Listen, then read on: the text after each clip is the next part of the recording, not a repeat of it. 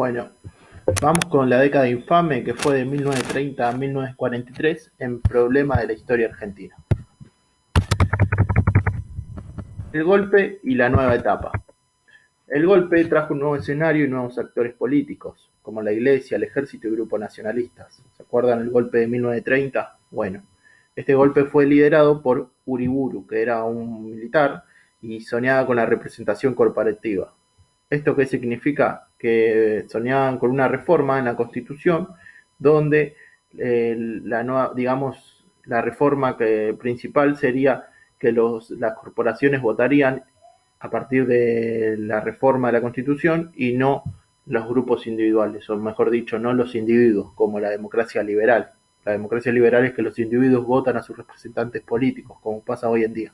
Bueno, este proyecto encontró rápidamente su etapa final, o mejor dicho, nunca salió a salir a la luz porque Agustín Justo puso fin a los sueños de Uriburu, que hacía alianzas con diferentes partidos políticos del momento, y en 1932, o sea, un año después, o mejor dicho, en 1931, iría a elecciones y se convertiría en presidente con la coalición La Concordancia, y gobernaría el país de 1932 a 1938.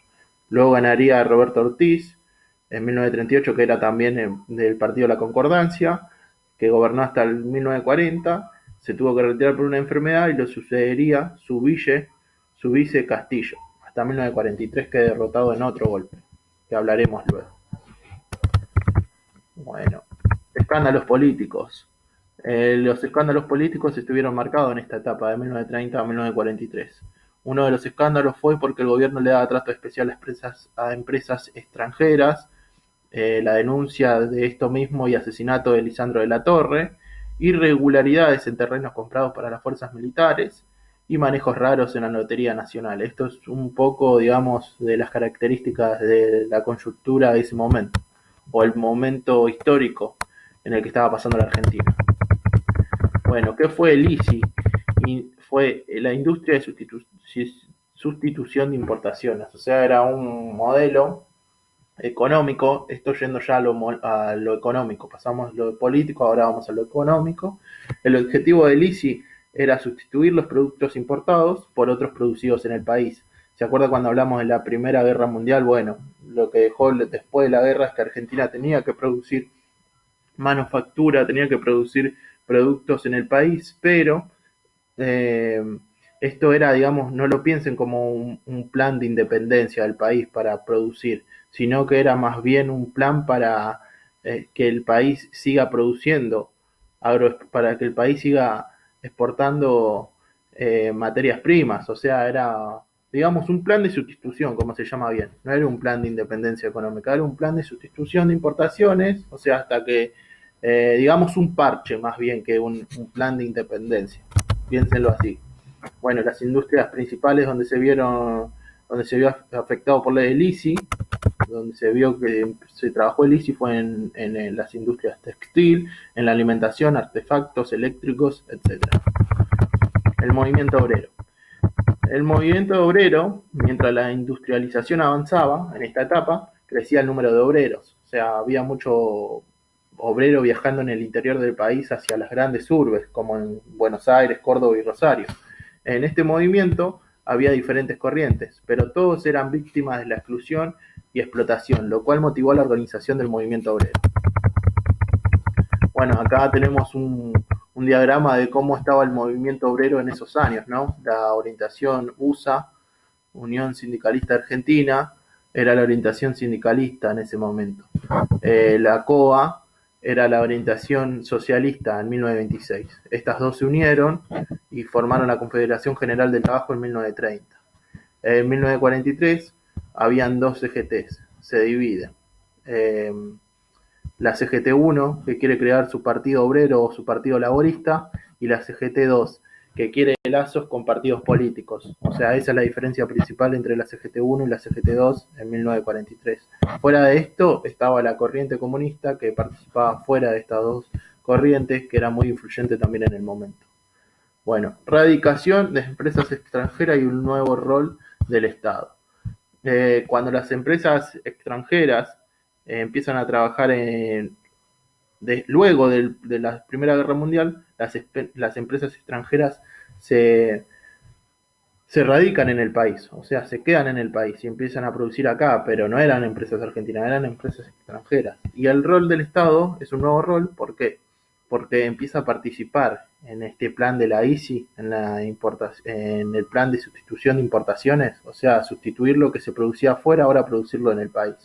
Bueno, este momento también se ve marcado por la urbanización, o sea, empiezan a formarse las grandes urbanizaciones, como es hoy el conurbano, la parte de Buenos Aires, Córdoba y Rosario, como dije. La urbanización trajo barrios, también se empezaron a formar villas y la modernización. Esto todo un conjunto. Y también la urbanización trajo mano de obra y migración interna. O sea, los migrantes, los que vivían en el interior del país, fueron a vivir o se trasladaron a las grandes urbes, como dije, en Buenos Aires, Córdoba y Rosario. Eh, el movimiento, como dije anteriormente, el movimiento obrero, por fuera de las dos CGT, participaba la corriente comunista, que tenía mucha influencia también, la CGT-1 y CGT-2, en 1943. Pacto Roca-Rúchima. Por este pacto, que fue denunciado por Lisandro de la Torre y luego fue asesinado, bueno, vamos a ver de qué se trató. El Pacto Roca-Rúchima fue un acuerdo entre Argentina y Reino Unido, donde los anglosajones, que significa los del Reino Unido, se comprometieron a seguir comprando carnes argentinas mientras el precio sea más bajo que los otros proveedores globales. O sea que mientras Argentina le garantiza a Reino Unido que iba a tener el precio más bajo para venderle a los británicos, ellos le comprarían la carne argentina. A cambio, la Argentina debía aceptar la liberación de impuestos para productos ingleses, o sea, no cobrarle impuestos o liberarlos y no habilitar frigoríficos locales, o sea, que no entren en la competencia frigoríficos nacionales de Argentina. Bueno, contexto internacional. Vamos a la última parte. El contexto internacional está marcado luego de la crisis del 29. ¿Se acuerdan cuando hablamos de la crisis en los Estados Unidos? Una crisis económica que afectó mundialmente. Bueno, los estados, o sea, los estados en general, los países con sus estados, empezaron a utilizar el proteccionismo. ¿Qué es proteccionismo? Siempre se habla de proteccionismo en la materia, o muchas veces. Bueno, acá le dejo las características principales para que ustedes puedan desarrollar en problemas de la historia argentina. El proteccionismo se trata de proteger productos nacionales mediante el cobro de altos impuestos a la importación y también dando subsidios a la producción local. ¿Qué quiere decir esto? Proteger productos nacionales mediante el cobro de altos impuestos a la importación quiere decir que los productos nacionales, o sea, los producidos en ese país, ejemplo Argentina, se cuidan mediante el cobro de altos impuestos a la importación. O sea, los mismos, por ejemplo, acá en Argentina se produce un producto y el mismo producto se produce en Inglaterra, bueno, llega a Argentina, por ponerle un ejemplo, cualquier país que no sea Argentina, llega al país y el producto de Argentina va a estar mucho más barato que el producto inglés. ¿Por qué? Porque al producto inglés le ponen mucho más impuestos y al ponerle más impuestos el producto se va a vender más caro. Y también dando subsidio a la producción local. Esto quiere decir que se le entregaba créditos a la producción a la producción local para que pueda producir. Se le daba dinero, digamos, se le daba pero para que produzca.